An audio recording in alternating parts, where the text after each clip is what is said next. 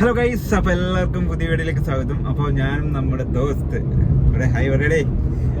അപ്പോൾ നമ്മളിന്ന് പോകുന്നത് നമ്മളെ തോട്ടട ഭാഗത്ത് ഒരു ഗുഹാക്ഷേത്രമുണ്ട്, യോഗീശ്വരൻ അങ്ങനെ എന്തോ പേര്, എനിക്ക് പേര് ഓർമ്മയില്ല. നമ്മൾ കുറേ മുന്നേ പോയതാണ്. അപ്പോൾ അവിടെ പോയി നമ്മൾ മനസ്സ് തുറന്ന് ആഗ്രഹിച്ച കാര്യങ്ങൾ നടക്കുമെന്നാണ് സങ്കല്പം.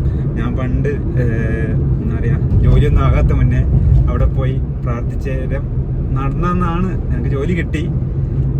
അപ്പോൾ ഇന്ന് നമ്മൾ ഒന്നുകൂടി പോകുന്നുണ്ട്. പക്ഷെ കുറേ ആയി പോകാത്ത, അതിൻ്റെ വഴിയൊന്നും ഓർമ്മയില്ല.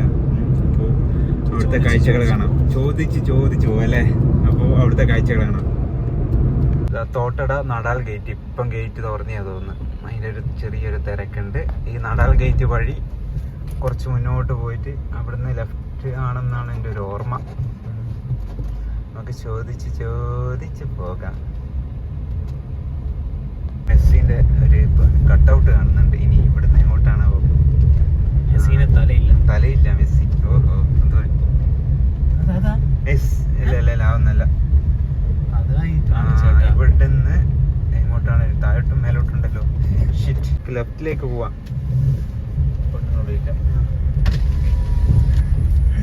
ഇതാ യോഗീശ്വര സന്നിധാനം, ഗുഹാ റോഡ്, കിഴുന്നപ്പാറ. അപ്പോൾ ഇങ്ങോട്ടാണ് റോഡ് വരുന്നത്. കുറേ ചുറ്റിയാണെങ്കിൽ ലാസ്റ്റ് റോഡ് മനസ്സിലായി. കുറേ വളവും തിരുവെല്ലാം ഉണ്ട്. നേരെ തന്നെ നേരെ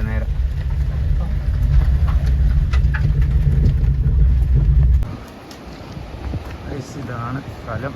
ആഹാ, നല്ല ബീച്ചു ഏരിയയിലാണ് ഇതില്ല. ഇതാ ഇവിടെ എഴുതിയിട്ടുണ്ട്, യോഗീശ്വര ശരണം ഭക്തജന ശുദ്ധി. കുറേ സർക്കാർ ഏരിയ ഇറങ്ങുന്നല്ല.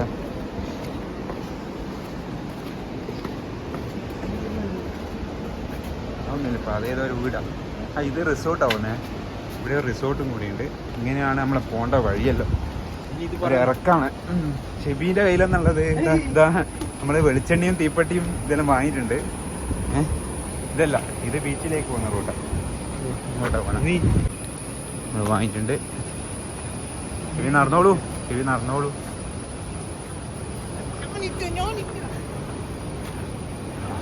ശരിയാട്ടാ.